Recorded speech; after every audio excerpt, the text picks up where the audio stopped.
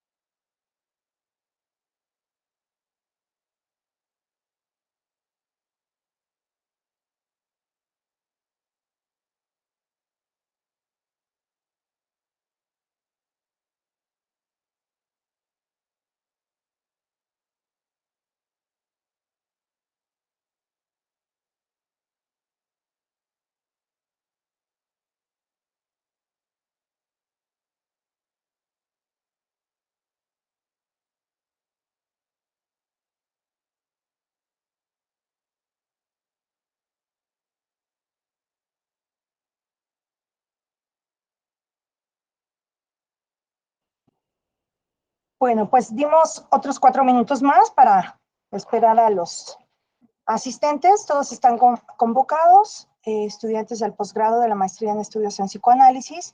Y pues bueno, vamos a retomar esta reflexión en torno a lo demoníaco y el cine. Quisiera comentar y presentar a ustedes a la moderadora del día de hoy. Va a estar a cargo de la moderación de esta mesa Michi Gabriela Zuru Vallejo. Ella es egresada de la licenciatura en psicología de la Universidad del Claustro de Sor Juana. Ha realizado prácticas de atención psicológica en el asilo Concepción Beistegui.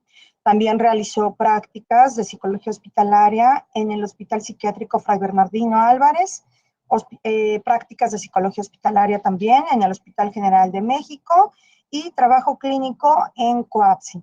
Ella se encuentra también cursando el diplomado en Fundamentos del Psicoanálisis en la UIC. La mesa va a estar a cargo de ella, la moderación. Entonces, bueno, pues le cedo el turno de la palabra a Michi. Gracias, Michi. Gracias, Pati. Bueno, pues hoy vamos a tener a dos ponentes, a Sofía Mota García y a Carlos Alan Sauceda Rodríguez. Se los presento brevemente.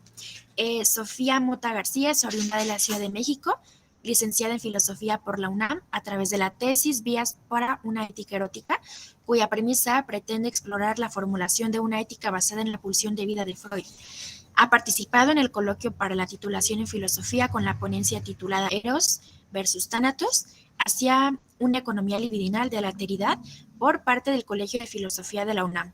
Realizó su servicio social en el programa Filosofía Mexicana, Retrospectiva y Actualidad, donde participó en la difusión y desarrollo de filosofía mexicana, así como apoyo a grupo de investigación. Actualmente se encuentra cursando el primer semestre de la maestría en estudios del psicoanálisis en nuestra universidad. Ella va a presentar un trabajo titulado Espíritus vengativos en el terror asiático, una mirada desde el trauma freudiano. Nuestro segundo ponente es Carlos. Él es terapeuta físico de formación, trabaja en la clínica con dolor persistente, rehabilitación de síntomas relacionados a la zona lumbopélvica, es docente en la Facultad de Medicina de la UNAM, de la UNAM, no, de la Universidad Autónoma del Estado de México, UAMEX, y él va a presentar un trabajo que se titula El exorcista, las escaleras de la pulsión sexual. Y bueno, a continuación le cedo la palabra a nuestra ponente, Sofía.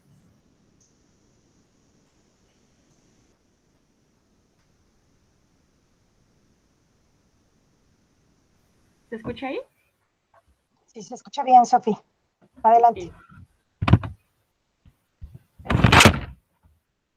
A ver, denme un segundo, voy a compartir pantalla.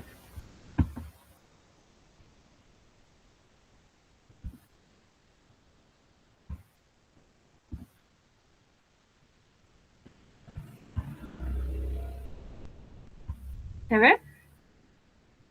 Sí, sí se ve. Sí, sí se ve. Y se escucha bien. Ok, perfecto. Pues bueno, mi ponencia se titula, como ya nos mencionaron, Espíritus vengativos en el terror asiático, una mirada desde el trauma freudiano. Entonces, bueno, en principio quiero mencionar que las películas asiáticas de terror pues no son pues una categoría genérica que englobe a todo un continente, ¿no? Sino que utilizo esta categoría más de modo descriptivo pues para buscar como otras miradas al terror menos occidentalizadas. Y pues bueno, para dicho fin he escogido varias películas asiáticas que han tenido también gran alcance en el mundo occidental, donde la mayoría de ellas han tenido incluso un remake estadounidense. Seguramente ya con las imágenes que ven ahí ya se ve un poco por dónde voy. Y bueno, y pues bueno, esas versiones estadounidenses pues son un poco más conocidas que las versiones originales, y entonces pues me agarré un poco de eso para que tampoco fueran como referentes tan desconocidos, ¿no?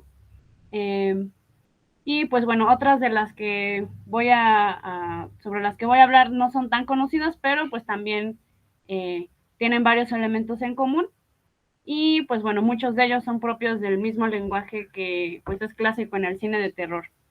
Entonces, bueno, en esta presentación lo que más me interesa es centrarme en el concepto de trauma y las diferentes formas en las que puede observarse en varias películas de terror y que también puede extenderse a muchas otras que no son mencionadas aquí. Entonces,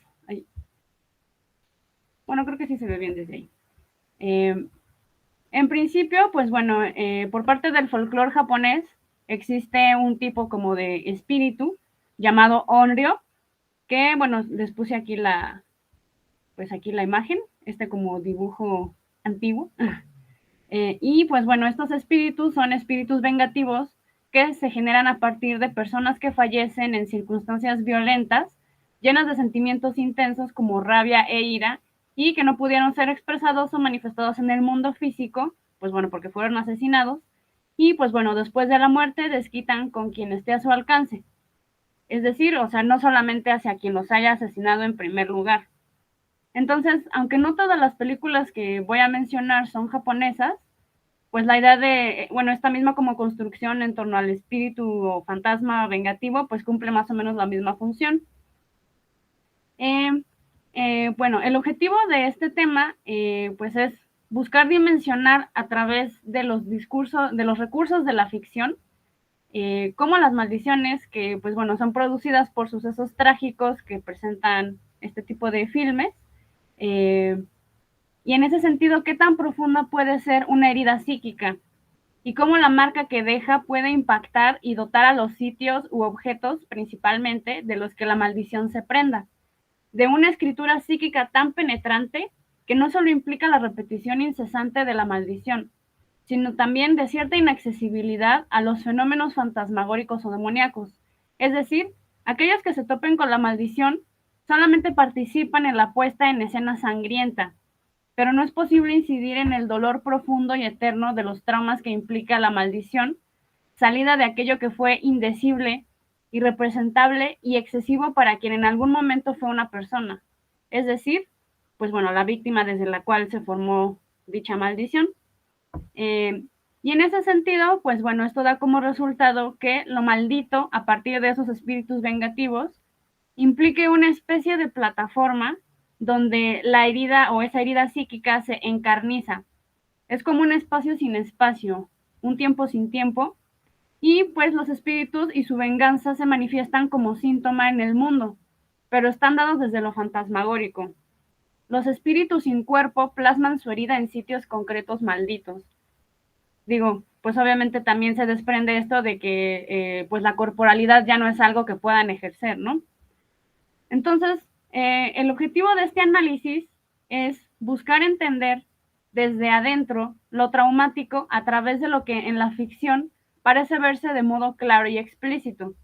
Cómo a través de lo maldito se manifiesta y a su vez pensar qué se puede decir si la cadena de muerte que empieza con la violencia hacia la primera víctima de la cual se desprende la maldición, bueno, esta primera víctima implica a la vez el paso de la víctima al victimario. O sea, la víctima que fue asesinada en un primer momento y que se convierte en espíritu vengativo, pues ahora es quien se encarga de asesinar a otras personas.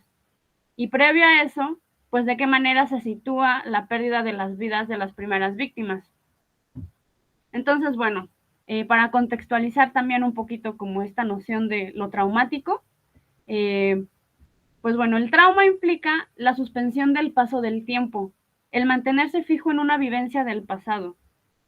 Es una marca profunda salida de un, y bueno, voy a citar al diccionario de Laplanche, una marca profunda salida de un acontecimiento de la vida del sujeto caracterizado por su intensidad, la incapacidad del sujeto de responder a él adecuadamente y el trastorno y los efectos patógenos duraderos que provocan la organización psíquica.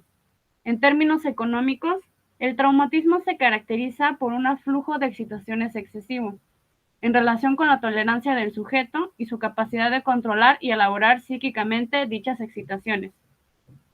Y bueno, se cierra la cita. En ese sentido, puede dimensionarse varios niveles traumáticos en las películas de terror asiáticas. Y bueno, en este caso voy a hablar de Ringu, película japonesa de 1998, que pues del lado de las películas gringas la conocemos como El Aro, Ju-On, que es también de Japón, del año 2000, y que pues en su versión estadounidense es La Maldición. Después está Shutter, que es tailandesa, de 2004, y esta creo que también tiene una versión estadounidense que se llama Imágenes del Más Allá, me parece que así es la traducción. Y por último, Gonjam, que es de Surcorea, del 2018, y bueno, esa no tiene su par estadounidense. Y bueno, a partir de la tortura, el maltrato y el asesinato de una persona hacia otra, Después de la muerte, el fantasma del asesinado se convierte en un espíritu que es vengativo, peligroso y letal. Entonces, pues bueno, para estar un poco en el mismo canal voy a hacer un breve, pues no es un resumen, pero más bien es como una descripción de los elementos que voy a retomar de estas películas. Pues bueno, por quien no, para quien no la haya visto, principalmente. Entonces, bueno, ahora sí voy a utilizar la presentación. Pues bueno, primero está Ringu, que fue dirigida por Hideo Nakata. La historia, pues básicamente se trata de una chica llamada Sadako, con presuntos poderes psíquicos, que es encerrada y ahogada en un pozo por considerarla maligna. Su espíritu vuelve a través de una cinta de video con imágenes perturbadoras, que quien la mire será asesinado por esa misma chica. Ringu, la palabra Ringu hace referencia al aro que forma el pozo visto desde dentro. O sea, bueno, viene del inglés ring. Y pues bueno, la única forma de salvarse es haciendo que otra persona vea el video, es decir, pasarle la maldición. Entonces, pues bueno, tenemos aquí en las imágenes que puse para ilustrar un poco a la chica del pozo saliendo, pues como del sitio del que fue asesinada, bueno, en el que fue como recluida para su muerte. Y en la parte de abajo tenemos a la, bueno, creo que no se alcanza a entender muy bien en esta imagen, pero está saliendo de la televisión. Creo que es una imagen que pues es como ya parte como de, pues no sé, como el imaginario colectivo o de este como, pues como tropo común incluso para los que vemos películas de terror o no sé, creo que es una referencia que se capta bastante. Entonces, bueno. Pasamos ahora a Ju-on, que fue dirigida por Takashi Shimizu. Y bueno, para esta, un hombre asesina a su esposa, hijo y a su gato en una casa, que es la casa que aparece en las imágenes. Y bueno, a partir de eso, la casa queda maldita y todo aquel que ose entrar será asesinado principalmente por la mujer. La saga, bueno, son bastantes películas.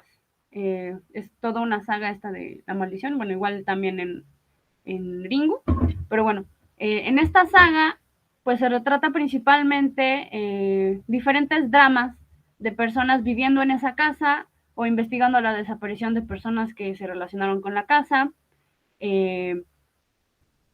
Y pues bueno, la mujer se llama Kayako y el niño se llama Toshio. Y pues bueno, principalmente ellos dos pues son los que van cobrando más víctimas. Y bueno, en películas posteriores pues también algunas de sus víctimas son fantasmas atrapados en la casa que siguen como con esta cadena de asesinatos. Entonces, bueno, en las imágenes tenemos a la casa y bueno, se puede ver ahí como en una de las ventanas como la aparición espectral de Kayako. Y en esta otra imagen, que no es específicamente de Ju-on, es creo que de películas, es de películas posteriores, pero pues me agradó como visualmente, entonces se las puse. Okay, después pasamos con Shutter. Y bueno, aquí sí voy a como a spoilear un poco la historia porque es necesario para poder como abarcar los elementos que comparo entre todas estas películas.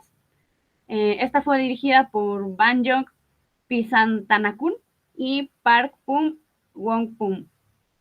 Y bueno, en este caso la película comienza con una pareja que van conduciendo y parecen atropellar a una chica en la calle. Entonces, la mujer le dice que, bueno, más bien, el novio le dice a la novia que no se paren a mirar a quién atropellaron, o sea, que se sigan de largo. Y entonces, pues bueno, la chica, pues como muy extrañada y esto, pues igual obedece. Y bueno, y con el paso de los días, la chica, bueno, la novia que se llama Jane, encuentra manchas extrañas en las fotografías que toma el novio. El novio se llama Tun. Y bueno, su novio es aficionado a la fotografía, trabaja de eso, que es como una de las imágenes que les pongo aquí, donde se ve como en esta como foto instantánea, que hay como una, pues como una mancha como espectral atrás de la chica. Entonces, pues en diferentes fotos que va revelando, pues siempre empiezan a ver como destellos de luz o como manchas como sin explicación técnica aparente, que conforme va pasando la historia, pues poco a poco van como, esas manchas van adquiriendo como forma de persona, entonces pues va siendo más claro que es un fantasma. Y bueno, otra de los elementos importantes es que el novio tiene problemas de dolor en el cuello, entonces va como al médico y todo esto, lo revisan y demás, y pues bueno, como parte de la rutina médica, lo pesan, y cuando lo pesan, en la báscula marca como el doble del peso de una persona normal, ¿no? O sea, algo así como muy extraño. Y pues bueno, conforme va pasando la película, se va revelando que este sujeto, Tun, en sus años de universidad, tuvo una novia que se llamaba Natre. Natre era una chica ingenua y tímida que estaba muy enamorada de él. Y bueno, él realmente no la tomaba como que tan en serio y pues quería terminar con ella. Y entonces ya hay como, bueno, platica como con sus amigos como de, no, pues es que ya estoy harta de ella, ¿no? Y entonces los amigos dicen como de, bueno, pues entonces vamos a ayudarte a que ella te deje en paz. Entonces, pues para darle como una especie de lección y presuntamente hacer que deje a Tun tranquilo, este grupo de amigos suyos la encierran a ella en un laboratorio de biología y bueno, la violan en grupo, él llega al salón y al descubrir lo que sucede, en lugar de ayudarla, le toma fotos a petición de sus amigos para que ella no los denuncie. O sea, tú no sabías que este era como el plan de sus amigos, pero igual cuando se entera, pues tampoco le ayuda, simplemente le toma fotos. Entonces, bueno, posterior a ese evento, pues por el dolor y la humillación, Natre se suicida. Entonces, bueno, como ya mencioné, pues a través de las fotos va cobrando forma estas como manchas en las imágenes y pues se va notando que lo que aparece ahí es el espíritu de Natre. Y al final, pues se muestra que los problemas del cuello y el peso incongruente de Tun, pues eran producto de tener sobre los hombros al fantasma de Natre todo el tiempo, como en la imagen que está en la parte de arriba, que es pues Natre como trepada encima de él. Y bueno, un como guiño que hace como a la historia de ellos dos es que pues cuando eran pareja como que la carga igual como sobre su espalda y esto, entonces es como una resonancia sobre eso. Y bueno, los amigos de Tun se van suicidando misteriosamente y, y Tun también se accidenta en más de una ocasión. Okay. Por último tenemos a Gonjam. Está dirigida por Jung Boom-sik y pues bueno, está filmada bajo la modalidad del found footage o metraje encontrado, que de unos años para acá se volvió bastante popular en las películas de terror en general. Y pues bueno, en esta un grupo de jóvenes que gustan de jugar a cazar fantasmas para su página de internet sobre sucesos paranormales decide pasar la noche en un hospital psiquiátrico abandonado y presuntamente maldito, que es Gonjam. Y bueno, se supone que cuando el hospital estaba en operación, desaparecieron muchos pacientes y presuntamente, bueno, la directora se suicidó antes de la clausura del hospital. Entonces, pues bueno, igual, también spoilando un poco la historia, dentro del misterio, pues se da a entender que la directora del hospital torturaba a los pacientes, por lo que aparentemente, pues es como el fantasma más peligroso de los que están ahí. Y pues bueno, poco a poco, pues se van topando con diferentes manifestaciones sobrenaturales hasta el punto clímax donde pues ya definitivamente son atacados y pues ya no pueden escapar. Y pues bueno, bueno, entonces pues ya después de este como breve resumen para estar un poco como en el mismo canal,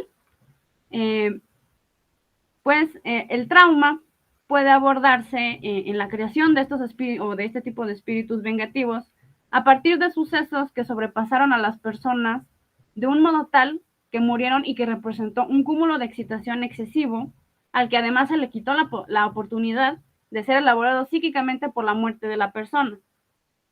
Entonces, toda esa energía libidinal de algún modo queda acumulada y sin plataforma, como atascada.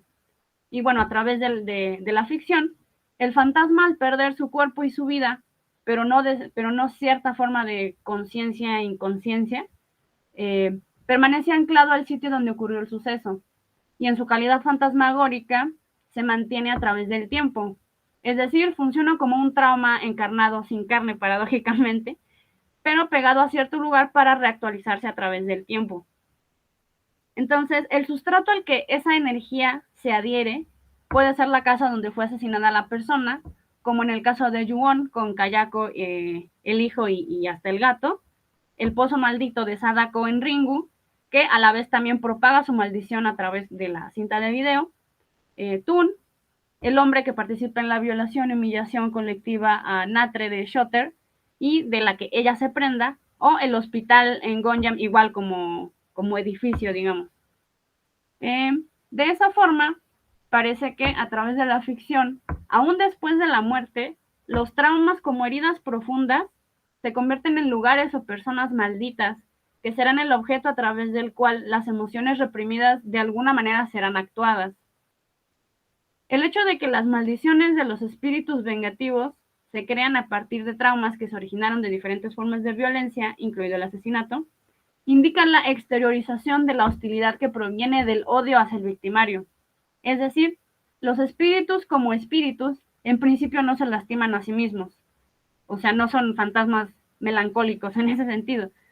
Aun si el origen de la maldición o de que haya alguien acosado por fantasmas proviene del suicidio, como en el caso de Shotter, donde Natre se vuelve fantasma por suicidarse a partir de esta violación grupal y de la humillación subsecuente. Entonces, para actuar los traumas, los fantasmas en su mayoría se valen de la proyección, que igual también usando el diccionario de Laplanche, implica que, abro cita, el sujeto muestra, por su actitud, que asimila una determinada persona a otra. En tal caso se dice, por ejemplo, que proyecta la imagen de su padre sobre su jefe. Entonces, bueno, cierro cita. Y pues la manera en la que esto ocurre en los fantasmas, como avatares de esas operaciones psíquicas, es de una forma generalizada. O sea, ya que las maldiciones no se forman en la mayoría de las películas mencionadas solo por el odio proyectado hacia alguien en específico, sino que es dirigido hacia al menos cualquier ser humano que se presente o tenga alguna especie de contacto, pues bueno, con el lugar embrujado, con alguien ya maldito. Y se puede decir que como una constante en las películas de terror, pareciera que no hay forma de cerrar la herida abierta, ya que suele presentarse, pues igual como tropo muy común de que al final se haga lo que se haga, no se puede vencer de todo al demonio, entidad o fantasma, ya que siempre de una u otra forma volverá y no hay una sanación real que regrese las cosas a la normalidad, o al menos algún mecanismo que mantenga a raya pues como esa maldad, ¿no? Entonces, pues de ese elemento común, además de la proyección hacia afuera, donde cualquier persona, aun si no tiene relación con el fantasma o bueno, con la persona cuando estaba viva, o tenga las características que tenga, se le confiere cierto merecimiento de violencia. Entonces, es una proyección que hace equipo con el sadismo y pretende destruir a quien se cruce, como haciéndoles pagar indiscriminadamente por una deuda que otros hicieron. Y bueno, a su vez, otro punto que me gustaría tocar, me gustaría comparar los sitios embrujados con la psique, en esa cualidad respecto al trauma, donde se quedan impresas huellas némicas que se quedan tatuadas sobre una superficie, de tal modo que son huellas tan profundas que son imborrables y que reactualizan el trauma cada vez, congelando en el tiempo el suceso original. Entonces, la casa embrujada o la persona embrujada está determinada y atrapada en el mundo donde ocurrió el trauma, en el mundo en el que fue esa como herida suspendida de la persona que fue torturada o asesinada. Y bueno, en el caso de los fantasmas,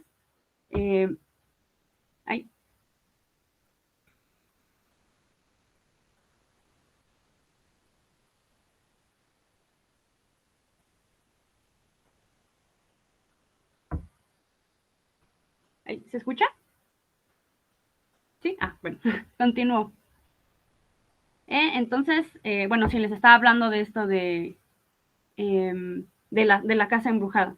Entonces, la casa embrujada está determinada y atrapada en el mundo donde ocurrió este suceso traumático Y pues bueno, en el caso de los fantasmas, pues en ese mundo que implicó una cantidad tan fuerte de energía, y así como el trauma tiene secuestrado el futuro de quien lo posee, el fantasma se queda congelado en el tiempo con la misma edad y la misma apariencia de cuando murió, incapaz de seguir y fluir hacia el futuro, hacia donde quiera que le correspondiera, ¿no? No sé, irse al cielo o desaparecer o algo así. Entonces, pues bueno, aunado a este congelamiento en el tiempo, el trauma se expresa cada vez que el fantasma se venga de una persona nueva, como si el trauma permaneciera latente, flotante en su sitio embrujado. Pero en el momento en el que una persona vive, entra en la casa, pasa por el sitio o activa de alguna forma la maldición, la escena se repite también. El fantasma también mata siempre de cierta forma, en cierto lugar, inclusive dependiendo del caso, a cierto tipo de personas donde la proyección se nota de modo mucho más directo. Entonces, bueno, en las películas que mencioné, no se da el caso en concreto, pero los espíritus vengativos, por ejemplo, algunos de los salidos de mujeres asesinadas por sus parejas hombres, buscan exclusivamente a hombres para traerlos a un puente, a un camino en la carretera, a un cuerpo de agua, a sitios relacionados con su pena y que también tienden a ser lugares liminales, eh, para reproducir la expresión de su trauma con cada víctima. Y en ese sentido, el esposo asesino se ve proyectado en cada hombre con el que se cruzan. Y aunque los vivos participan de la escena que es recreada por el espíritu, como al observar desde, digamos, la perspectiva del analista, previo a desmenuzar el sentido de la experiencia traumática, el cómo el trauma es actuado o los síntomas que dan cuenta de ello, y siendo también lo sintomático de la maldición, pues la existencia misma de los fantasmas y el contenido de la maldición, pues hay como una cierta distancia con el trauma, porque ocurre en un mundo aparte.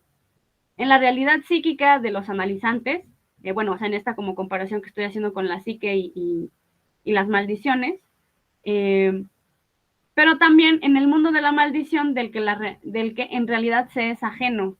Por mucho que los personajes en las películas padezcan su manifestación y sean asesinados por ella. Entonces, en ese sentido, al comparar la psique y la creación de fantasmas y maldiciones con lo traumático, desde esta idea de los espíritus vengativos, también puede analizarse el papel de la memoria, que es también un campo bastante amplio.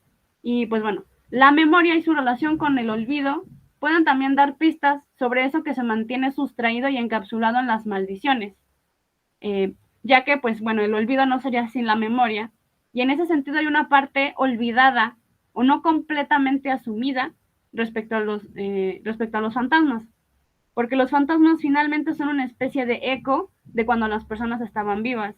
Entonces lo que se olvida, o más bien lo que se desaparece, por decirlo de alguna forma, es aquello que los conectaba con la vida. Es decir, su vida ya no es algo actual, que se sigue escribiendo, que psíquicamente puede albergar más huellas némicas. Y pues en esa incapacidad de albergar más huellas némicas o trabajar en torno a las ya establecidas, como el trauma, es que ya no puede haber más memoria. Una memoria a través de la cual se pueda sobreescribir el trauma y deshacer la maldición. Y en el caso de los fantasmas, pues no puede haber reelaboración del trauma, ¿no? O sea, esa incapacidad de guardar más memoria es también lo que establece la maldición como algo inamovible. Y bueno, digo que la maldición tiene como una parte indecible, porque ya no hay nada más que decir, ya no se puede decir nada.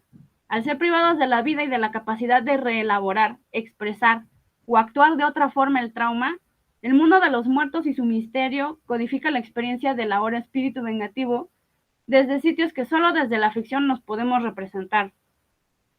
Y bueno, por último, me parece que un punto central hacia el que apunta la comparación entre los traumas en la psique y el trauma que, digamos, fisura la realidad en el mundo del cine de horror, donde los fantasmas actúan sus propios traumas en forma de maldición, pues es esta cuestión de la liminalidad de los espacios. A través de la ficción se le confiere a ciertos sitios o espíritus, pues la capacidad de estar como entre los vivos y los muertos. Y en ese sentido, pensar hasta qué punto lo traumático también se presenta en la liminalidad entre lo consciente y lo inconsciente, entre lo que se actúa del trauma y entre lo que está oculto, que bueno, para el psicoanálisis pues es mucho más claro y trabajado, pero que bueno, analógicamente en la comparación con las películas de terror, implicaría lo que pasa hacia el mundo de los vivos y lo que se mantiene indecible en el mundo de los muertos. Y bueno, nada más como breve disclaimer, no es mi intención pues psicoanalizar a los fantasmas, ¿no? Sino como dilucidar algunos de los elementos que comparten en su planteamiento desde el terror y pues bueno, tampoco pensar en una cura terapéutica, ya que muchas de las técnicas de los analistas no pueden aplicarse de la misma forma a los espíritus, porque su calidad de persona, digamos, está distorsionado, y pues bueno, en la mayoría de los casos no es posible tener una conversación siquiera con ellos, ¿no? Sino que al entrar en contacto con lo maldito, pues el propio terapeuta también moriría, no tendría tiempo de hacer avances. Y por ejemplo, las resistencias de un paciente a la cura, pues no son iguales a las resistencias de un fantasma, y en las películas mismas, muchos intentos de ayudar al fantasma a estar en paz son infructíferos, como había mencionado antes, e incluso a veces contraproducentes. Y bueno, sin duda sería interesante plantear una terapéutica espiritual para los fantasmas, aun si fueran solamente como un ejercicio creativo, ¿no? Pero, pues bueno, también tendría que estar acompañado pues como de otros elementos de la ficción y de otros como ámbitos de corte como más esotérico. Pero bueno, hay muchas otras aristas a considerar, pero bueno, por cuestiones de espacio me limito a traer al frente solo algunas de ellas de modo breve. Y bueno, me parece un campo interesante y con mucho que abordar, así como muchos otros conceptos que me parece que podrían ser aplicables y analizables en conjunto. Y pues bueno, para concluir y también para abrir un poco el diálogo, en última instancia, de alguna forma es como si la pulsión de muerte se retroalimentara. La destrucción y el trato hostil hacia alguien provoca una muerte imbuida en dolor e ira que produce una maldición, y esa maldición destruye a más personas y sigue por esa línea sin que nadie pueda detenerlo. Entonces, de esa misma forma, los traumas generan más traumas, y del momento original del que se creó la maldición, pueden desprenderse otras que a su vez también alimenten el poder violento del sitio embrujado original y volviendo más difícil de romper la maldición.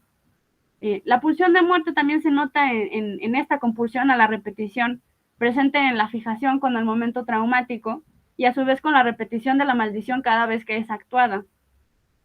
Esta retroalimentación de la pulsión de muerte parece darle una capa más de terror y dolor a la dimensión de lo traumático, en conjunto con el establecimiento de una maldición, ya que parece presentar muchas más posibilidades de volverse cada vez más oscura o poderosa en su ominosidad.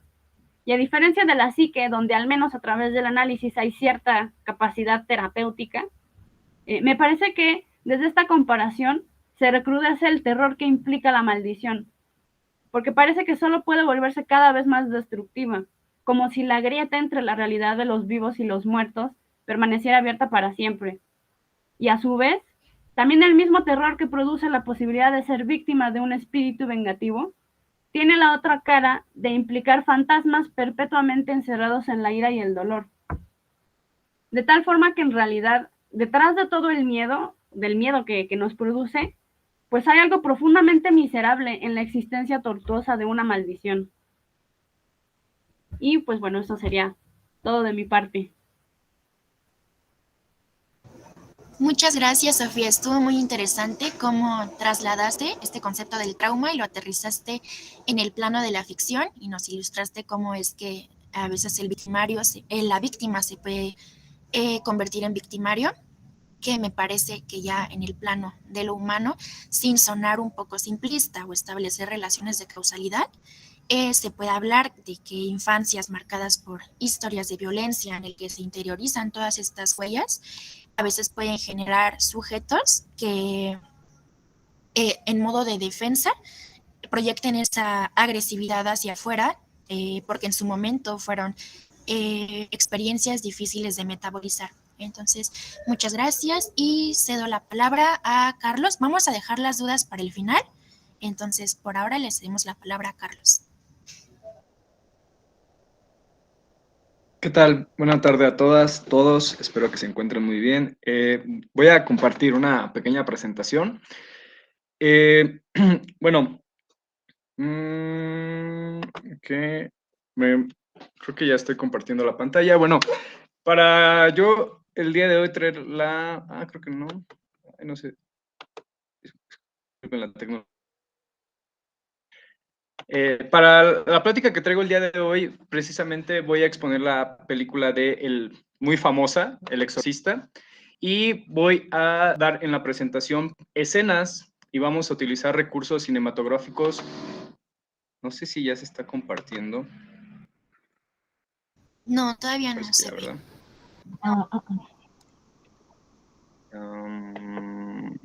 ¿Y ahora? No, ¿Se todavía ve? no. ¿No? ¿Cómo le doy?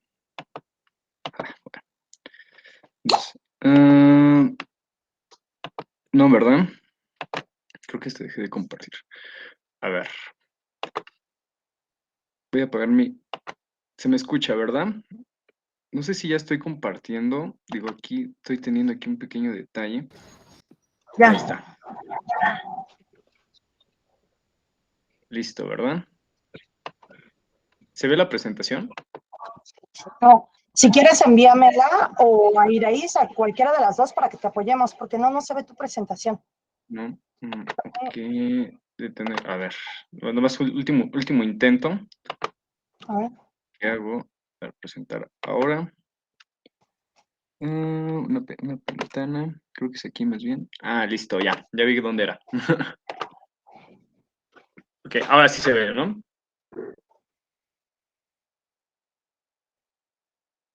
¿Se está cargando, me parece? Sí, Sí, se ve. sí, ya. Sí, ok. Entonces, bueno, vamos. La verdad es que el título me fue complejo colocarlo. Es una película que creo que tiene varias coordenadas de las que se pueden hablar desde el aspecto cinematográfico, literario, inclusive hasta lo psicoanalítico. Aquí el nombre que decidí colocarle a esta presentación es Las escaleras a la liberación de la libido. Es una película que está adaptada al cine y viene desde un libro. Y pues bueno, creo que las tres coordenadas en las que vamos a presentar en esta cuestión, no se pretende psicoanalizar a la película, creo que no se puede, porque faltan varios detalles, porque bueno, es una cuestión más hacia una persona, pero sí deberíamos de tener en cuenta que tanto el cine como el psicoanálisis comparten ciertos recursos que nos deberían llevar hacia la reflexión. Y particularmente esta película me parece que nos lleva a un contexto propiamente de la parte literaria de la película y hacia un aspecto clínico que deberíamos de tomar en cuenta. Cuando nosotros tomamos en cuenta el terror, debemos de tenernos en cuenta la diferencia entre terror y horror, ¿no? La principal característica que tenemos del horror es que es una cuestión que puede ser imaginaria, que puede ser fantástica, pero que ejerce leyes propias de la naturaleza que nosotros tenemos. Mientras que el terror es aquella cosa a la cual nos podemos encontrar, nos podemos tener presente o puede ser algo que podemos encontrar en una similitud. Entonces, en esta primera parte quisiera empezar con un pequeño texto del libro de los dioses de Bernardo Esquinca, que dice así: la hora meridiana de Pan. Maya tenía soñando con un desconocido que se masturbaba. Le inquietaba sobre todo la actitud de esa figura, que siempre aparecía sentada a un costado de su cama, desnuda y encorvada, con la espalda cubierta de vello. En la vida real había visto varios extraños tocarse, pero su lasciva no se comparaba con la de la presencia que perturbaba su descanso. Ni siquiera podía observarle la cara. Sin embargo, lo que emanaba de su cuerpo resultaba tan primitivo y elemental que no parecía corresponder a lo humano. Con esto quisiera empezar la película, el análisis propiamente de la película, porque la primera escena que nos pone la película es esta, y es aquí donde el director nos coloca en la película hacia dónde nos va a conducir, hacia un barrio, hacia una casa en la cual se desarrolla en Washington, D.C., en Georgetown, y vemos inclusive una pareja que va cruzando la calle. En la noche, pareciera una escena totalmente de unos suburbios de clase media de Estados Unidos, donde nosotros podemos visualizar que no pasa absolutamente nada de lo que va a acontecer en toda la película. Y aquí hay una cuestión interesante que nosotros debemos de entender del terror, puesto que el terror es como una caja de Pandora, una casa abandonada que nosotros podemos encontrar en cualquier barrio. Es propiamente un chofer que va en el transporte público y se puede quedar dormido durante está en la ruta. Es esta perturbación que tenemos de nuestro momento cotidiano, o bien es cuando la naturaleza decide sacudirse desde estas entrañas. Simplemente el hecho de mirar cómo estos colosos de edificios pueden venirse hacia abajo y aplastarnos, cómo la tierra puede emanar este magma, y todos estos pasajes ominosos lo vamos a reconocer desde nuestro sistema moral, desde aquello que nosotros hemos impuesto como leyes para poder convivir, y cómo la subjetividad del individuo va a reaccionar hasta este acontecimiento. Entonces, aquí es inclusive una cuestión importante, haciendo un poco más literario este texto. Podemos recordar, y parafraseando un poco a Freud en esta conferencia, donde el yo no es dueño de su casa. Entonces, en esta comparación psíquica que vamos a estar realizando entre el yo, donde va a estar ante los placeres, y ante esta cuestión superyoica de la moral, es lo que va a ir desarrollando, es lo que nos va a ir presentando el director en la película del Exorcista. Y es importante entender que esto es una diferencia enorme entre el libro y la película. Estas dos escenas primarias no se encuentran dentro de la obra literaria. Y aquí encontramos una imagen de la Virgen, pero podríamos relacionarla propiamente con con una... se me fue ahorita el nombre. Con una... Carlos, Ah, no le estás mande. cambiando a la presentación. ¿No se ve la siguiente? No, se quedó en la portada. Ok, a ver.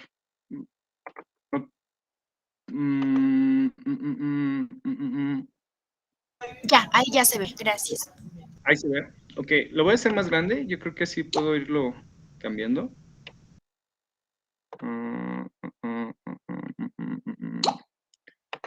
Creo que así se ve mejor, ¿no? O no sé si se ve. ¿Se ve así? Sí, sí se ve. ¿Sí? Ok. Sí Entonces, se ve igual, pero sí.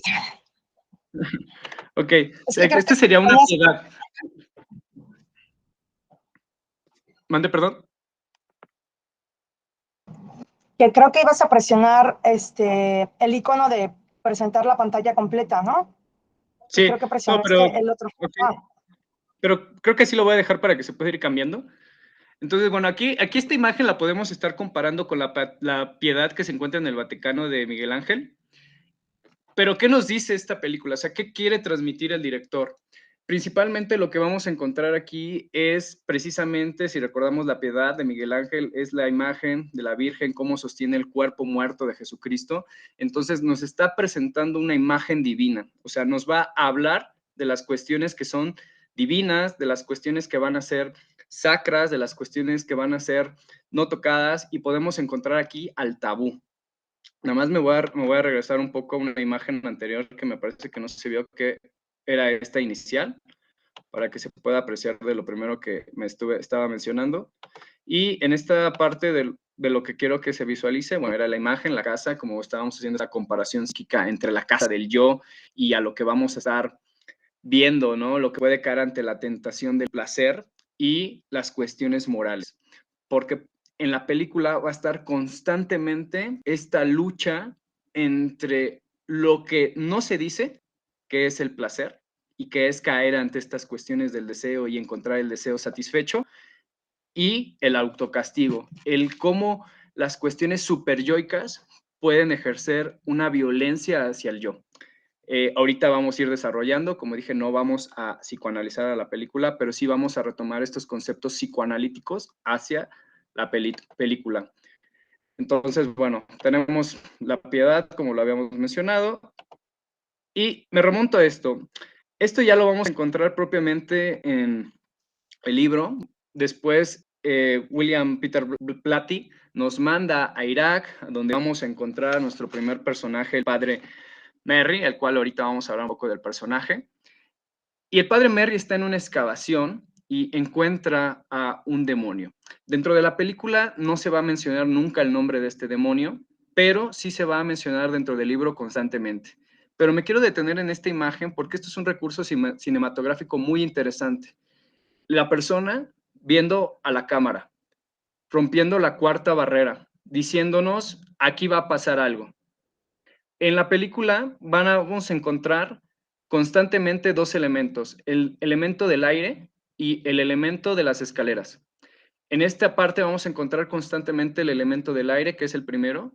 Entonces, este aire que se encuentra desde las partes de Irak y después va a viajar hasta Washington, D.C., en una comunidad de clase obrera media, nos está diciendo algo, nos está involucrando en la historia, nos está diciendo que vamos a ser espectadores y no solo eso, que no vamos a poder hacer nada con lo que va a acontecer aquí. Entonces, esta es una imagen que se me hace bastante fuerte, pero después vamos a tener esta imagen. Vamos a tener al padre Merry en esta excavación encontrando a lo que va a ser su némesis.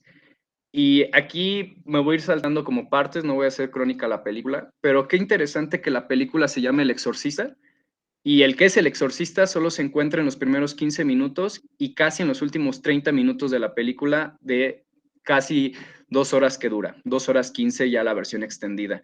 Y aquí lo que estamos encontrando es una imagen que podemos encontrar, o podríamos decir que es divina.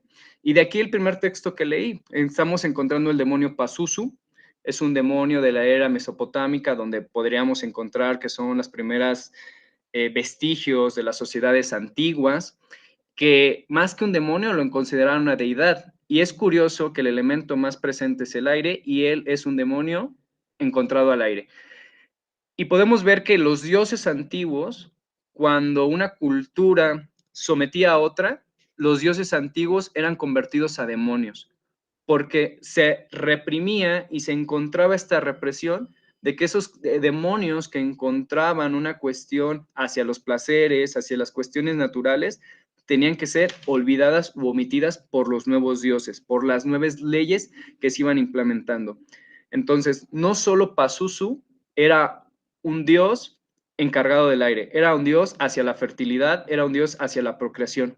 Y era esta representación de estas sociedades primitivas lo que transmiten en esta figura.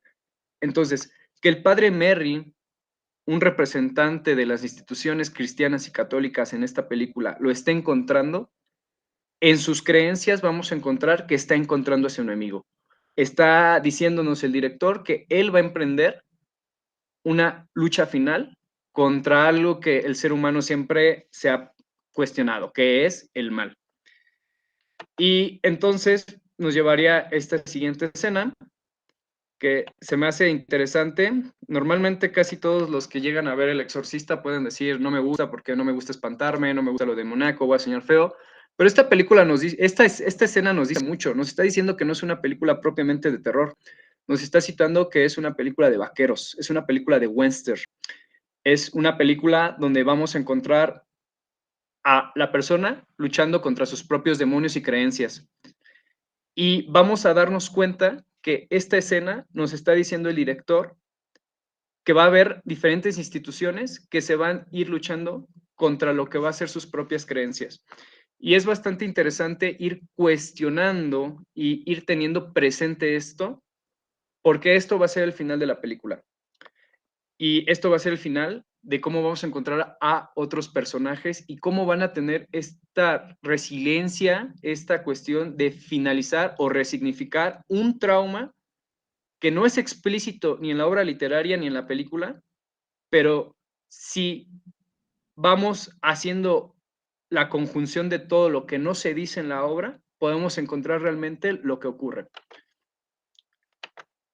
Entonces, bueno, aquí nada más me gustaría citar esta escena y aquí recordar una cuestión.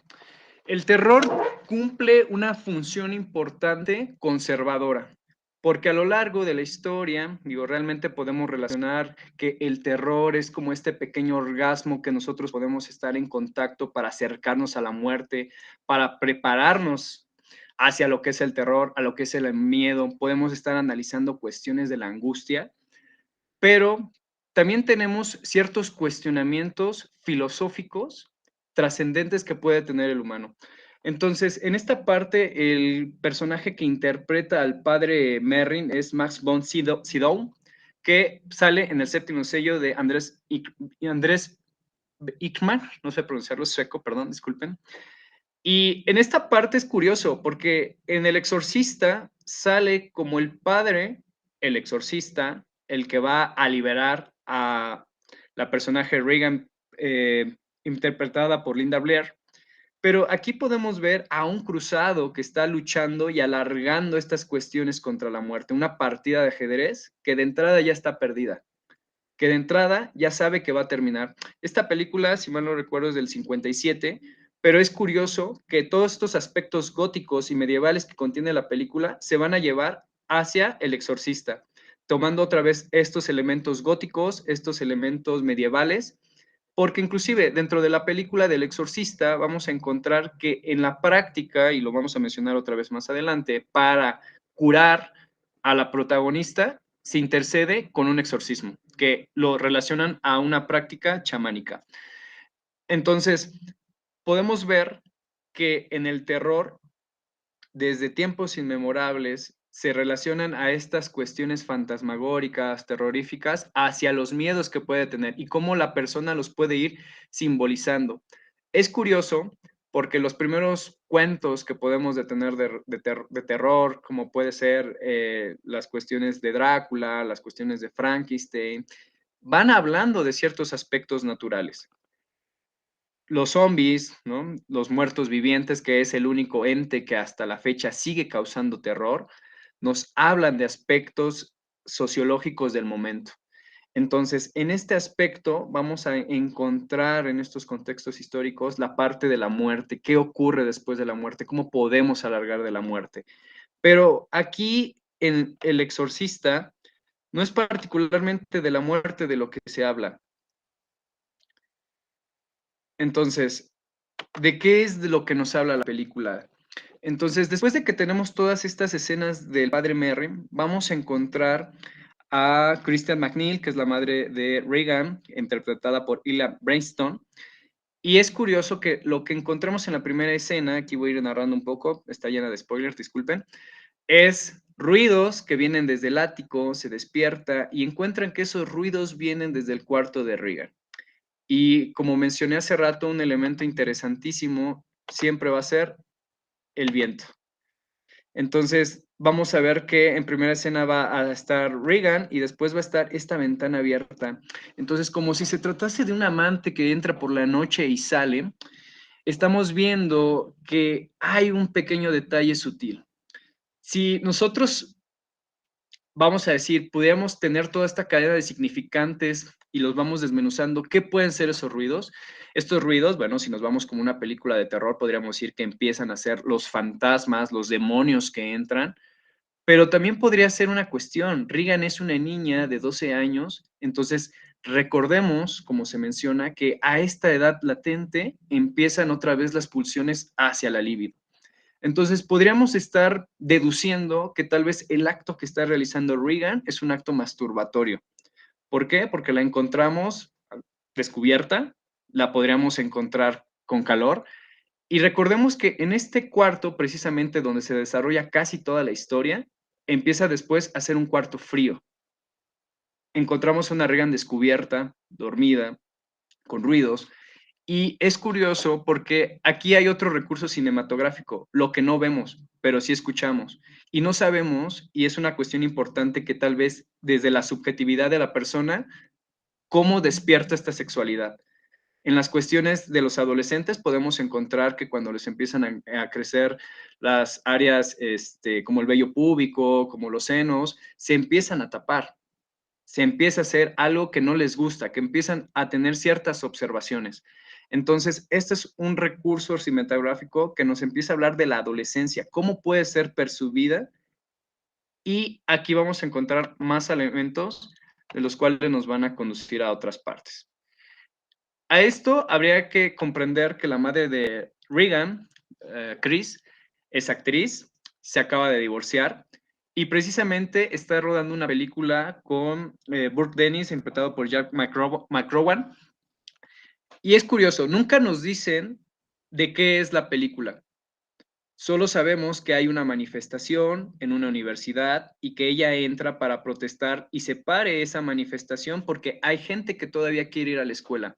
Ninguna escena en las películas es nada más porque sí. Siempre tienen una intención. Aquí recordemos que en los 72 estábamos teniendo la guerra de Vietnam, estábamos teniendo todo el movimiento hippie, estábamos teniendo los movimientos, la segunda ola del feminismo, estábamos teniendo las liberaciones sexuales. Entonces, aquí hay un paralelismo en el contexto histórico. Estábamos teniendo manifestaciones en Francia. Siguiendo esta secuencia, Chris le menciona a Burke que no tiene sentido el guión, a lo que Burke menciona, bueno, si tienes algún problema, habla con el guionista, y ella le dice, ¿dónde está? En Francia, y le dice, ¿qué está haciendo en Francia? Y le dice, seguramente teniendo sexo. Entonces, esta cuestión de diálogo no es nada más porque sí para rellenar, tiene una cuestión que nos va a ir orientando hacia dónde va la película. Entonces, toda esta parte del terror, como lo hemos mencionado, hacia lo conservador, vamos a darnos cuenta que a partir de los años 70 empezamos a tener una cuestión de slashers, donde salen psicópatas con picayelo, donde van a matar a adolescentes que solo quieren ir a consumir drogas, alcohol, tener relaciones. Y curiosamente, la única que sobrevive de todas estas películas siempre es aquella que se posiciona como la persona virgen, la que tiene la moral judeocristiana y toda esta actitud conservadora. Y es una cuestión bastante interesante, parafraseando a Slavoj Žižek, nos menciona que que el cine es el arte más perverso porque no nos da qué desear, nos enseña cómo desear. Entonces, en esta parte, ¿qué es lo que nos han estado retroalimentando estas películas? Como el buen actuar y hacia dónde estas pulsiones nos pueden conducir. Entonces, es una escena interesante para ponernos en contexto de la película. Y después vamos a tener esta otra secuencia. Hace rato teníamos en las primeras escenas La Piedad, que como lo mencioné, el director nos centraba que entonces iba a ser una película donde íbamos a encontrar estos aspectos de reminiscencia, empatía, amor, cuestión de sacrificio, etcétera. Pero esto ha sido mancillado, ha sido encontrado y lo podemos ver como un tabú, romper estas imágenes religiosas, estas imágenes que podemos estar mancilladas dentro de una iglesia. Entonces, ¿qué representa esto? Porque podemos ver que no solo pusieron los senos, sino también pusieron un falo, haciendo una imagen bisexual. Aquí recordemos, y es algo de lo que no voy a abundar tanto en la película, pero hay una parte de un detective que tanto está siguiendo este patrón, está siguiendo algo que vamos a hablar más adelante de una muerte, y hay cosas que en el libro inclusive nos lleva. ¿Por qué está lo satánico, lo demoníaco tan presente en la película? El libro pareciera que es más una cuestión policíaca que una cuestión demoníaca o de terror. Pero romper estas imágenes religiosas también es propia del tiempo. Vamos a ver otra vez, vamos a citar más adelante a Bergman, rompen estas imágenes. Entonces estamos rompiendo toda la imagen cristiana y la moral que imperaba en ese entonces hacia las represiones sexuales que se pudieran estar teniendo. Entonces, todo esto nos va a situar en una pregunta. ¿Por qué una niña que nosotros podríamos decir que es linda, es tierna, está entrando a la adolescencia, es poseída por un demonio? Sumaríamos en este caso que es una familia de clase media, su madre es actora, y también estaríamos sumando que se acaba de divorciar. En esta cuestión, en esta escena es bastante interesante porque estamos viendo que propiamente Regan le enseña la ouija a su madre y le enseña que habla con alguien, con el capitán Howdy. y intenta hablar cuando está la madre presente. Y aquí hay una cuestión interesante, digo, realmente en la parte de la Ouija relacionado a estas partes esotéricas donde se habla con los espíritus, con los demonios, etcétera, ¿hacia qué está haciendo la madre? Lo toma como un juego, lo toma como una cuestión de niños todavía. Estamos viendo que tienen un sótano y volvemos a ver un recurso de las escaleras. Estamos descendiendo hacia algo, hacia lo que va a empezar realmente la trama de la película. Entonces, para ir respondiendo a esta pregunta de por qué un demonio posee a una niña, deberíamos preguntarnos lo siguiente, o más bien nos vamos a ir contestando con lo siguiente, disculpen. Escenas después sabemos que Regan es su cumpleaños, su padre está en Roma, y en esta escena es importante porque Regan sale en primer plano y hasta el fondo está su madre hablando o tratando de contactar a su padre para que pueda hablar con Regan. Entonces sabemos que Regan ha escuchado los problemas de los padres, ha escuchado las discusiones que han tenido, sabe de la separación, sabe del divorcio. Entonces, esta cuestión en la adolescencia, donde se empieza a perder la figura de los padres, se empieza a tener o a perder la figura infantil, ¿cómo es que va a pegar en el desarrollo de la persona? Eso es un cuestionamiento que nos tenemos que ir desarrollando. Si a eso le sumamos todo este cambio corporal que se va teniendo, ¿hacia dónde se puede inclinar esta subjetividad del individuo? Ahora, sumaremos otro aspecto importante, y esta es una escena antes de una fiesta, donde la madre e hija empiezan a tener una plática, y aquí Regan le comenta a su madre que puede invitar a Burke a la cena, y hace una pequeña parte de juego de yo sé que te gusta Burke, lo he escuchado en la noche, o qué es lo que están haciendo en la noche. Y aquí podríamos retomarnos otra vez a esta parte que señala Freud de cuando el niño encuentra teniendo relaciones a los padres, ¿qué es lo que se rompe? ¿Qué es esa idea que se empieza a generar Regan? Y entonces nos podríamos preguntar si Regan empieza a tener deseos o a situar a Burke en la posición del padre. Es una película interesante porque tanto en la parte literaria como en la parte cinematográfica, el padre nunca sale en escena. Sin embargo, no es un padre ausente porque siempre se está mencionando constantemente. Entonces, aquí es una primera institución que se empieza a caer, que es la familia.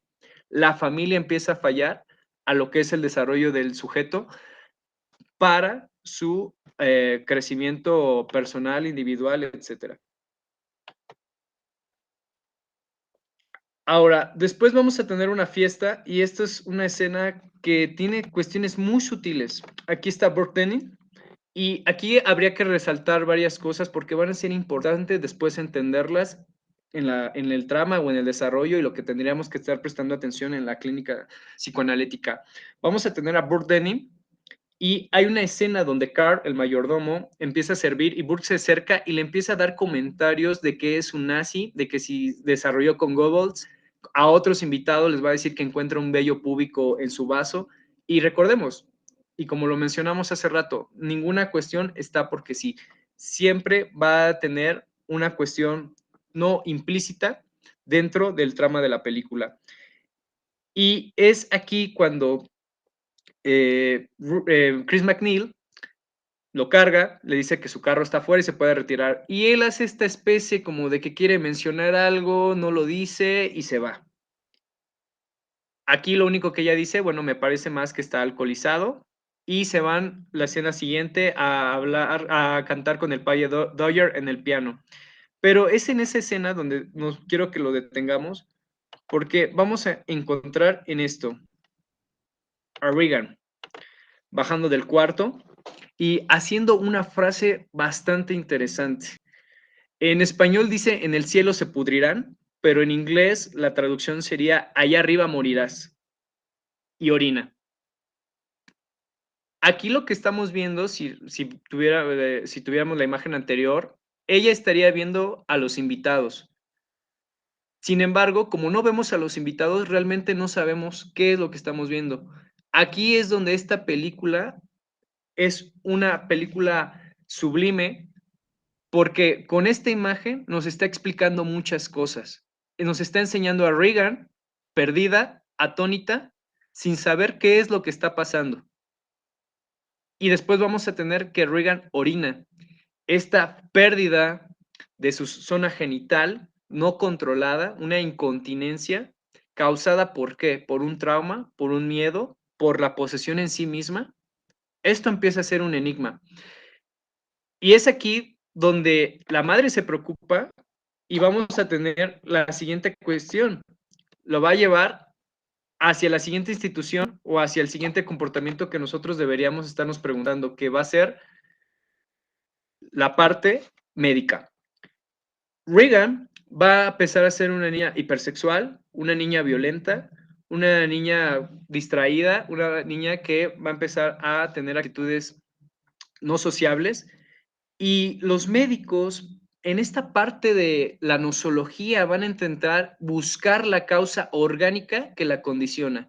Van a empezar con TDAH, van a encontrar cuestiones de histeria, van a mencionar cuestiones de daño en el lóbulo temporal, van a empezar a buscar disminución de la dopamina. Y es aquí donde volvemos al recurso cinematográfico como una buena calidad. En esta imagen, que en el libro aproximadamente son 10 páginas, van a resolver que la búsqueda hacia las cuestiones neurológicas, hacia el daño estructural, va a resolver el problema del comportamiento. Aquí empiezan a medicarla, le empiezan a señalar, le empiezan a hacer más estudios. Sin embargo, no logran encontrar de forma orgánica qué es lo que causa esos síntomas. Ahora, esta es una escena importante porque después de todo ese comportamiento, la madre habla para que vayan los padres. La escena anterior podemos ver a una Regan convulsionando o moviéndose dentro de la cama. Y es una cuestión bastante interesante porque aquí va a ser la primera escena donde a Regan le va a cambiar la voz. Y entonces aquí hay un cuestionamiento importante. ¿Quién es el que habla a través de este cuerpo? ¿Es el síntoma que está hablando o es Regan la que habla? Este cuestionamiento es importante porque cuando vemos a Regan convulsionándose o moviéndose en estos movimientos hiperkinéticos, no estamos viendo a los doctores ni a la madre. Después podemos ver a los doctores y a la madre, pero no vemos a Regan. Entonces, en este recurso cinematográfico, lo que nos está diciendo es cómo se percibe Regan y cómo es la reacción de los otros implicados. ¿Por qué? Porque el cuestionamiento que nos estaríamos haciendo es, si los doctores están viendo que convulsiona así, ¿por qué no hacen algo más? ¿Por qué no recetan alguna otra cuestión? ¿Por qué no derivan a otro procedimiento? Porque aquí menciona algo Regan cuando cambia la voz. Y es que dice, ¿sabes qué hizo la puerca de tu hija? Enseña la zona genital, arrastra a la madre hacia los genitales y le dice lame. Aquí la cuestión volveríamos a preguntarnos, ¿qué es lo que está hablando Regan? O bien, ¿quién es esa voz que hace Regan? Entonces, después los doctores mencionan a la madre que, bueno, un buen psiquiatra agotaría las últimas cuestiones orgánicas antes de trabajar. La única cuestión interesante es que recurren al psiquiatra. Aquí es una parte interesante a través del diálogo que debemos de tener en cuenta dentro de la película porque hipnotizan a Regan, el psiquiatra, y el psiquiatra le empieza a preguntar por el capitán Howdy, le empieza a preguntar por ella, le empieza a preguntar si tiene una identidad, y aquí hay una parte de los diálogos interesante, porque ella dice, a veces tengo a alguien dentro. Tanto en español como en inglés se menciona ese texto, y aquí la pregunta que nos haríamos es, ¿adentro qué se refiere? ¿Cuál es esa sensación de adentro? ¿Cuándo está adentro? ¿Quién es el que está adentro? Aquí el doctor dice que la entidad que está dentro de ella también va a estar hipnotizada y que debe de responder. Lo que aquí hace Regan es presionar los genitales del doctor y después mordernos. Aquí es una cuestión interesante a preguntarnos. ¿Es el demonio el que está haciendo hipersexual a Regan o es un comportamiento compulsivo obsesivo que aprendió Regan de alguna parte que la está llevando a hacer esta forma de forma compulsiva como autocastigo por no comprender lo que realizó y cumplir tal vez alguna parte de deseo o fantasía? Esto nos va a llevar a que la parte médica le pregunte y le cuestiona a la madre si son católicos. Hay una parte que no menciona la película, pero que sí está explícita en el libro, y es de que hay un libro que habla de exorcismos y de satanismo dentro de la casa, que dejó ahí una invitada de la fiesta anterior. La madre, al regresar, la dejó con una cuidadora. La cuidadora tuvo que ir por el medicamento y la cuidadora menciona lo siguiente, que tuvo que salir y que dejó a Regan con Burt Dennings. Cuando la madre va llegando, se encuentra esta multitud, los policías, paramédicos, y es cuando la madre entra que le mencionan que Burt Dennings acaba de morir, y cuando acaba de morir vamos a ver esta escena icónica de la película, Regan bajando en forma de araña por las escaleras y al final sangrando. Esta es una cuestión muy interpretativa que podríamos dar, podríamos decir está empezando en la menarca, pero hay algo todavía más interesante. En el libro no se describe esta escena, esta parte en el libro está descrita como que Regan baja de las escaleras y como si fuera una serpiente va hacia la cuidadora.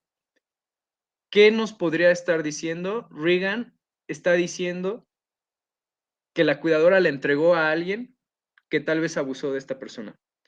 Que Regan, al ser una víctima y no comprender lo que pasó, está diciendo con quién se quedó. Es una cuestión bastante interesante porque entonces estaríamos diciendo que Regan sufrió de una violación por parte de Burt Dennings. Nunca se menciona en la película ni se menciona en el libro. ¿Y cómo podríamos estar llegando propiamente a esta conclusión o a esta hipótesis dentro de la película? Recordemos que William Platy describió este libro a raíz de una cuestión de exorcismo que se enteró cuando él estudiaba la escuela. Esa es una primera parte. Segunda parte, una de sus hermanas murió y cuando murió su padre los dejó. Entonces, propiamente eso fue en su adolescencia. No estamos diciendo que tal vez él proyectó en su obra esta parte, no lo sabemos, eso habría que preguntarlo. Pero sí estamos viendo algo que después vamos a ver en los síntomas propiamente. Y recordar que cuando le mencionan a la madre que murió Burt Dennings, el detective le dice que cayó por las escaleras, otra vez este recurso de las escaleras, y que tenía la cabeza volteada, y que el único punto donde él lo pudieron haber lanzado fue del cuarto de Regan. Vamos a ver esta escena de Regan, donde otra vez este recurso cinematográfico no nos hace ver si los padres, si los doctores, si la madre, si los cuidadores ven a Regan. Solo vemos a Regan. Y ella voltea y le menciona claro que sí.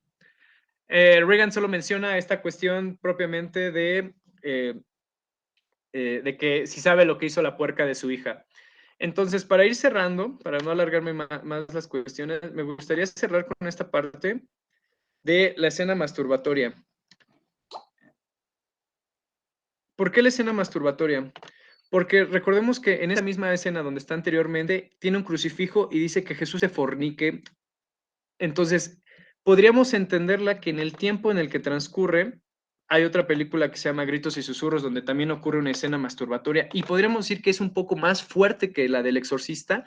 Vamos a percatarnos algo. ¿Qué significa este goce hacia la compulsión masturbatoria? En Gritos y Susurros podemos encontrar que el personaje detesta a su hermana, perdón, mientras que en Regan no sabe lo que ocurrió o pudo haber ocurrido. Entonces, dentro de la película, donde al final vamos a ver que en esta cuestión los exorcizadores, o en este caso el padre Carras y el padre Merrin, voy a poner esta imagen final, deciden llevar a cabo la posesión del exorcista, sugerida por los doctores. Sin embargo, al final, el padre Carras es el que va a liberar a Regan de lo que la acongoja, de lo que agoniza. Y aquí vamos a encontrar que toda esta cuestión donde el padre Carras al final se suicida, podríamos decir que miró al abismo y el abismo lo miró a él y terminó matándose por no tolerar realmente la realidad. Podríamos decir que el padre Carras entendió lo que acongojaba, pero no pudo regresarlo tal vez a Regan. Porque la escena final del exorcista lo que vemos es Regan viendo al padre Dreyer, besándolo, entendiendo ahí una resignificación de lo que pudieron haber sido las instituciones. Entonces, me parece que El Exorcista, hacia la cuestión de orientación del espacio psicoanalítico, nos llevaría a lo siguiente, que los síntomas orgánicos tienen sí o sí un componente no solo en lo orgánico, sino también que deviene de las cuestiones psicológicas y que estos aspectos psicológicos tienen alguna cuestión estructural dentro del paciente y que normalmente no va a ser hablado. Y este cuerpo que habla, este cuerpo enfermo, está sujeto a diferentes resistencias que no lo va a permitir y que el cuerpo al final va a buscar ciertos mecanismos para poder ser manifestados. En esta cuestión de si las víctimas, vamos a encontrar que todos estos comportamientos va a ser el deseo implícito del otro. Entonces, siempre en estas cuestiones institucionales de las que debemos hablar o tenerlo, creo que Freud hace mucho énfasis de tener en cuenta qué es lo que se relaciona hacia las partes del complejo de Edipo, qué es lo que depositamos como una figura de autoridad o paterna o de deseo y hacia dónde se van orientadas las cuestiones de la moral. Entonces, pues bueno, me parece que estos son aspectos importantes que debíamos ver. Y pues bueno, sin más, creo que aquí termino mi participación. Muchísimas gracias, Carlos. Muy interesante el análisis que haces de la película vinculada a la teoría. Y ahorita vamos a dar paso a las preguntas. No sé si alguien tiene alguna duda, algún comentario.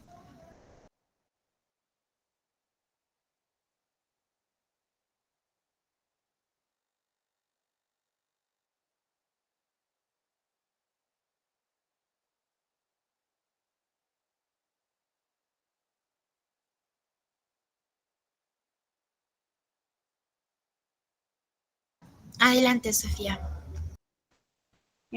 Bueno, para la presentación de Carlos, creo que no tenía prendido el micrófono. Bueno, para la presentación de Carlos, me surgieron como algunos comentarios o algunas ideas para compartir. Me hizo pensar mucho en Bataille, en su libro Lágrimas de Eros o en el del erotismo, porque habla precisamente de que, bueno, como que la idea principal es que a través de la transgresión, de transgredir a alguien, puede ser a través de un sacrificio ritual o del erotismo mismo, la persona que presencia esa transgresión tiene como cierto acceso a lo que Bataille llama lo continuo, que se refiere principalmente a la muerte, ¿no? O sea, la muerte es lo continuo porque no tiene fin y no tiene cortes.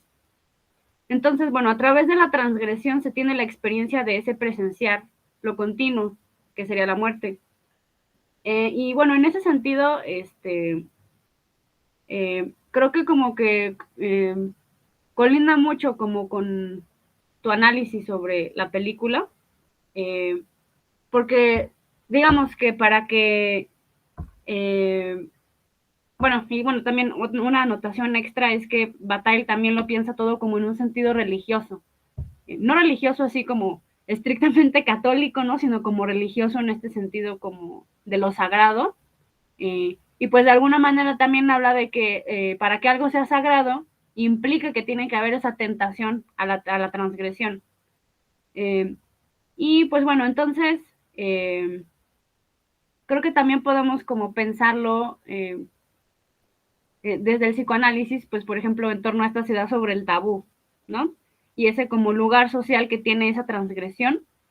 Y pues bueno, y como la tentación remite a lo sagrado y lo sagrado remite a la transgresión de eso que es sagrado, pues bueno, según Bataille, para acceder a lo continuo, pues de alguna manera Bataille piensa en acceder a lo continuo como una experiencia de trascendencia, ¿no? Entonces, si utilizamos esas ideas de Bataille para este análisis que tú haces, pues estaría hablando de que se alcanza una cierta trascendencia a través de la transgresión, ¿no? Y cuáles son las transgresiones, pues todo lo que envuelve a la posesión, ¿no? Desde que la posesa es una niña y pues la niña o la niñez, al menos actualmente está como imbuida en ciertas ideas como pues de que los niños son como algo que de alguna manera se respeta, ¿no? O sea, la sexualidad de los niños no es una cosa como pues tan aceptada, ¿no? Y pues también esta de la transgresión de lo religioso, ¿no? De burlarse de los dogmas, no sé, humillar al sacerdote, humillar a todas las figuras de autoridad que pues que están ahí presentes en la película. Y entonces en ese sentido de esta como transgresión, que bueno, desde Bataille pues tendría como esta como clave mística, ¿no? De que pues esa como disrupción de lo sagrado implica cierta experiencia de trascendencia. Por otro lado, también me hace pensar en el Marqués de Sade, que bueno, que así como se le asocia a, pues como a la sexualidad violenta y que trasciende y que transgrede lo social, pues también por otro lado, el Marqués de Sade es profundamente político en sus escritos. Hace como constantemente cuestionamientos a la iglesia, al gobierno, incluso tiene textos así como súper politizados donde habla sobre los principios, no sé, políticos que deberían regir una nación y no sé qué, ¿no? Pero, o sea, todo esto de lo social, lo político y la transgresión que se da a todas esas cosas usando a la sexualidad como base o como lugar en el que se manifiesta eso, pues siento que van como unidos, ¿no? A esto que presentas. Y bueno, también estaba pensando que otro punto donde creo que confluyen tu ponencia y la mía es en torno a cómo el terror está pensado desde la disrupción. Y esa disrupción se relaciona a la violencia y a la destrucción o ruptura de algo, que puede ser, bueno, desde lo moral, que pasa principalmente por lo sexual, como en el caso del exorcista, y pues bueno, en el caso de los espíritus vengativos, esa ruptura se puede ver pues en ese desdoblamiento que implica lo fantasmagórico, y bueno, pues que escinde la realidad a través del trauma, ¿no? Que bueno, que ya les hablé de eso, y pues bueno, esos son como lo que me hizo pensar tu ponencia.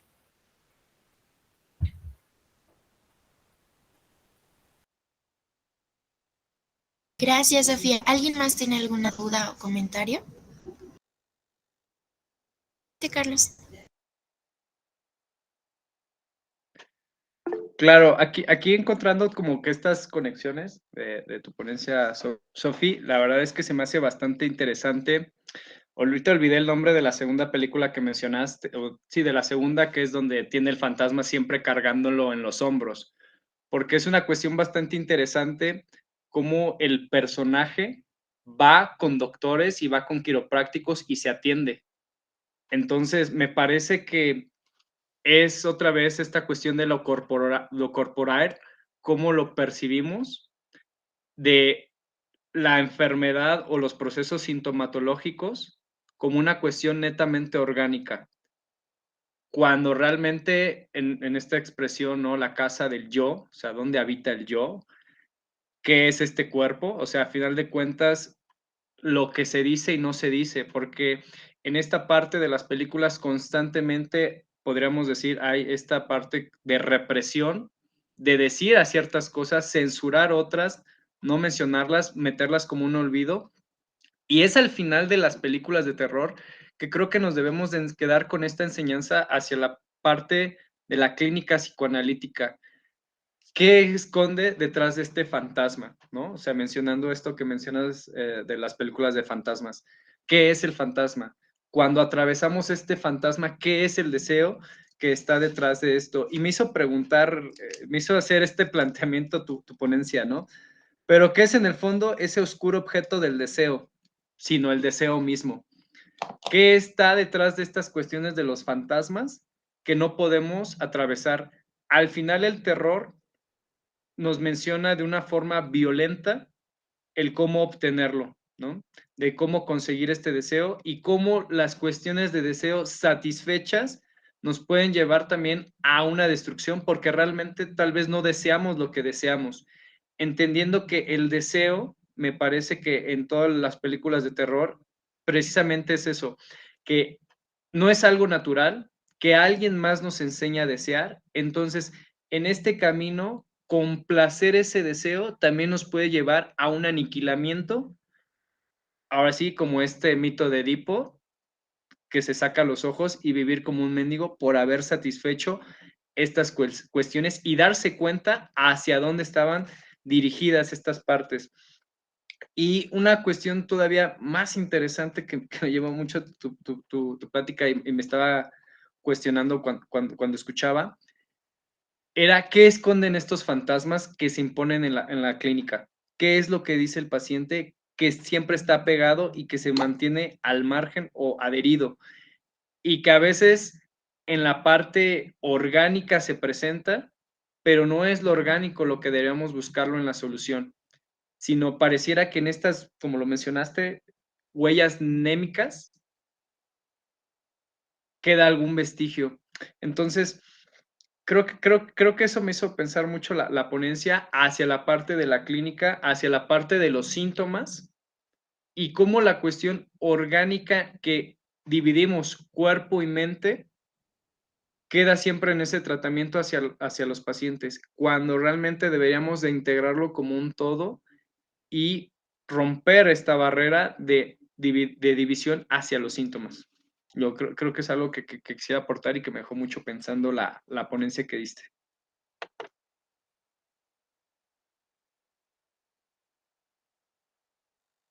Pati, no sé si tenemos tiempo todavía para más dudas. Sí, yo quisiera también felicitar a los dos, muy interesantes sus trabajos. Sí, tenemos un poquito de tiempo aún, si alguien más quiere comentar, preguntar. Esto que comentó ahorita Carlos con relación al comentario de Sophie, me parece un punto de conexión interesantísimo en ambos trabajos, toda esta visión, digamos, no visión, sino la fundamentación del cristianismo, pues, porque también me llamó mucho la atención la manera en la que lo abordó Sophie, justo como aquello que no es una muerte natural. O sea, tienen que ser o asesinatos o tienen que ser aquellas muertes que fueron producto de un acto de violencia y que son justos los fantasmas que regresan, ¿no? Es decir, no es una muerte natural, sino algo que fue de cierto modo malo, ¿no? Entonces eso también me llama la atención. Y en el trabajo que presenta Sophie también el valor de lo erótico de la imagen, que ya lo comentaban en la mesa anterior, que de pronto es por qué tanta fascinación por el terror, por las películas de suspenso. Y que curiosamente justo tú, Sophie, hiciste esta gran distinción entre la cultura occidental y la cultura oriental, que de cierto modo es muy diferente el manejo del terror en ambos tipos de películas, ¿no? Que de cierto modo estas películas orientales, su clima es muchísimo más lento, digamos, su ritmo es más lento, las escenas son más grises, digamos, más oscuras, ¿no? No es el asesino que llena de sangre, no, o sea, son mucho más oscuras, mucho más, poco veladas, ¿no? O sea, más bien eso me llamó mucho la atención. Lo erótico de eso que está ahí, pero que no se ve del todo, ¿no? Que es algo también de lo, pues que se ha comentado aquí en este ciclo, de lo ominoso. Y ambos señalaron, perdón, esta cuestión del abismo, ¿no? La cuestión del abismo como este terror justo de algo que es como una especie de encierro del que no se puede escapar, ¿no? En varios momentos los dos hablaron de esto, encerrada en un pozo, por ejemplo, ¿no? Y cuando tú hablas del abismo, ¿no? Que logra ver el padre, es como también aquello que logra advertir y que es como algo que no, digamos que atrapa, que es una especie, digamos, como de loop, pues que no hay forma de salir, ¿no? Y que de cierto modo ambos trabajan esta cuestión del retorno, ¿no? Esta cuestión de la compulsión. Me gustaron mucho sus presentaciones, esto sería, si acaso, más bien comentarios, más que preguntas. Muchas gracias. No sé si alguien quiere comentar, preguntar. Ah, yo tengo una pregunta, perdón. Sophie, hablaste de la terapéutica espiritual para los fantasmas. ¿Eso cómo lo pensaste?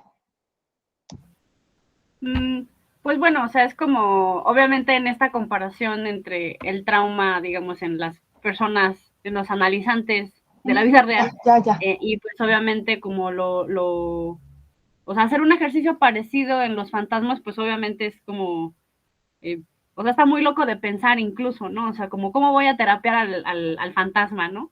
Entonces, por eso así como que de modo muy breve, pues esbocé como por qué no se podría, o no al menos como lo entendemos, ¿no?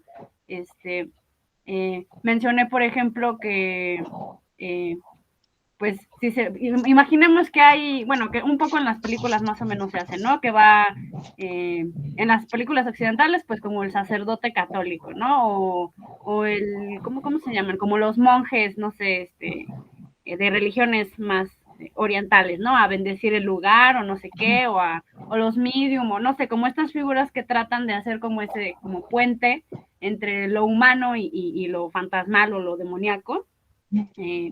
Y pues que cuando tratan de comunicarse con el espíritu, echar ahí, no sé, sal o no sé, como rituales de purificación o cosas como para aminorar el poder de la maldición o su destructividad, pues al final como que normalmente no lo logran, ¿no?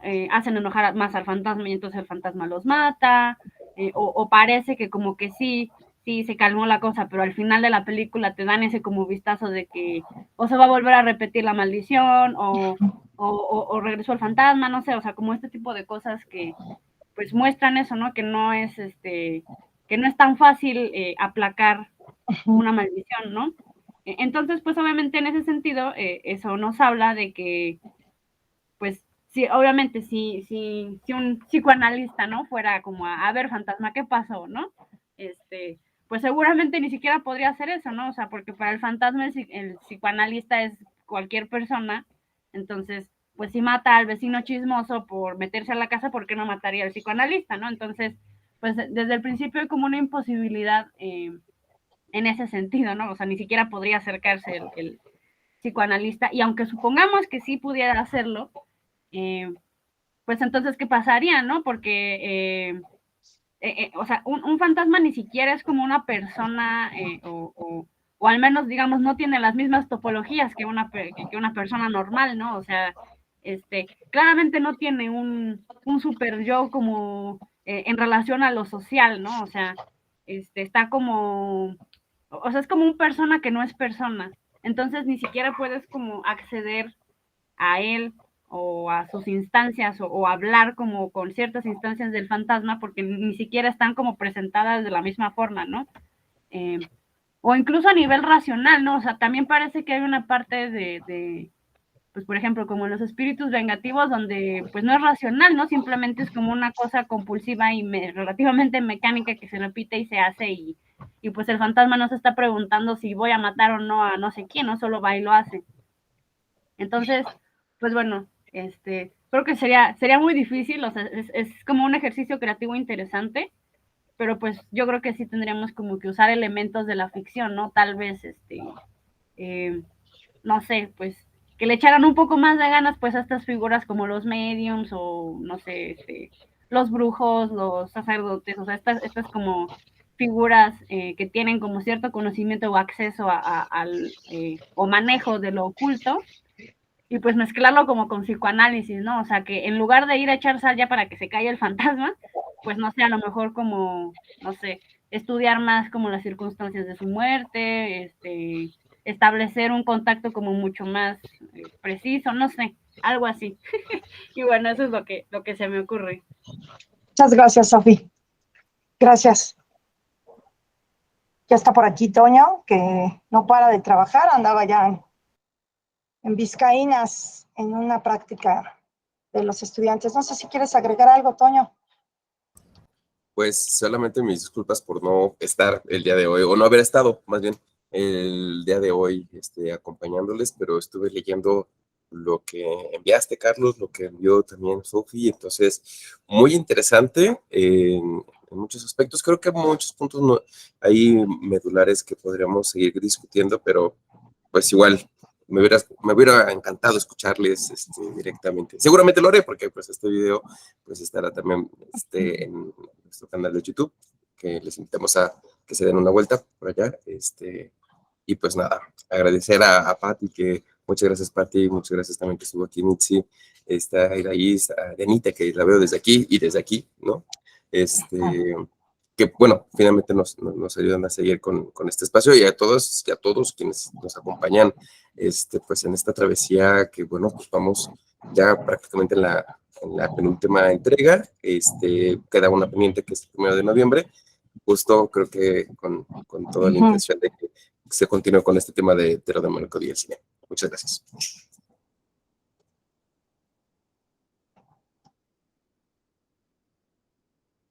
Sofi, sí. Bueno, solo quería preguntar, tal vez sí lo dijeron, pero no entendí bien, ¿en dónde suben la grabación?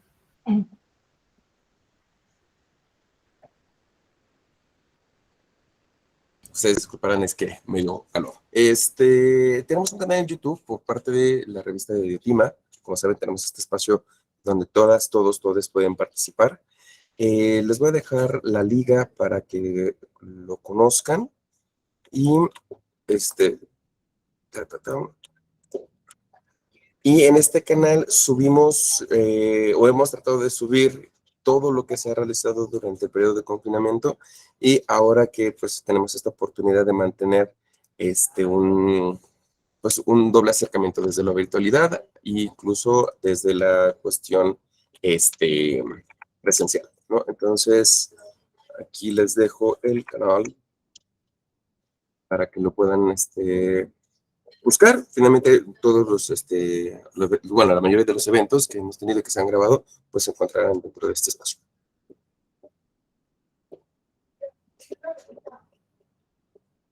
Perdón, ¿primero lo editan o ya de inmediato lo suben?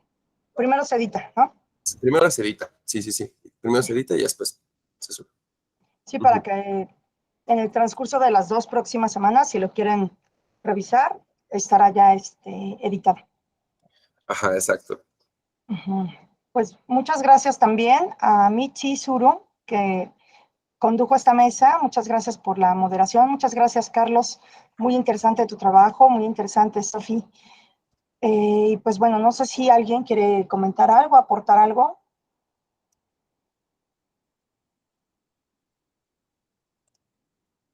Entonces, bueno, pues reiteramos la invitación que acaba de hacer Toño para asistir a la... ahí está el canal, ya les está mostrando Toño.